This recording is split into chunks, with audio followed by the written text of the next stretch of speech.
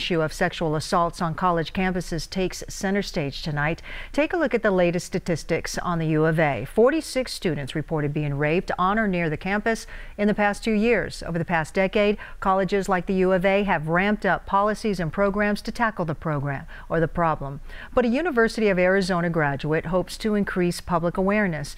Jillian Coursey returned to Tucson to tell her story of a rape in a documentary film showcased tonight at the Loft. 9 News' Taja Davis has her story. I'm sitting in my story and believing myself, and that's the most important thing. After graduating from U of A in 2010, 5 years after her rape, Jillian Coursey told herself she'd never come back to Tucson. So for her, being back in town to showcase something as sensitive as her rape story leaves her nervous. But it's scary to come and feel like the community might be angry at me for making this film, but so far it seems like I've done an okay thing, because actually making this film has made me feel more love for Tucson than I felt when I left in 2010, when I thought that I would never come back. Coursey says before the Me Too movement was a viral hashtag called #NotOK. Author Kelly Oxford started the trend and wanted women to tweet her their sexual assault stories. That's when Coursey joined in.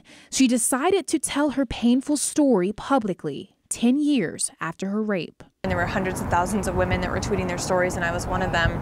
And then when I did that, a bunch of journalists and documentary filmmakers started contacting me to tell my story, and I was a doc filmmaker myself, so I thought if anyone should tell this story, it should be me. In the 20-minute short film, Coursey confronts the officer who took her police report, a big step she thought she'd never do.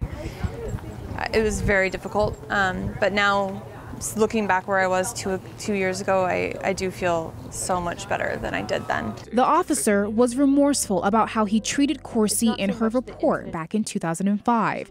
He explained since then there have been new ways of training officers on how to deal with sexual assault reports. She said that conversation completely diminished any anger she had towards a police officer.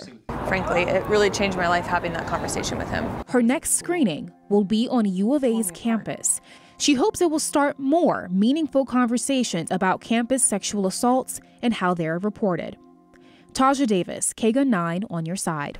And that screening that Taja mentioned at the U of A will be on Tuesday. For more information, visit our website, KGUN 9.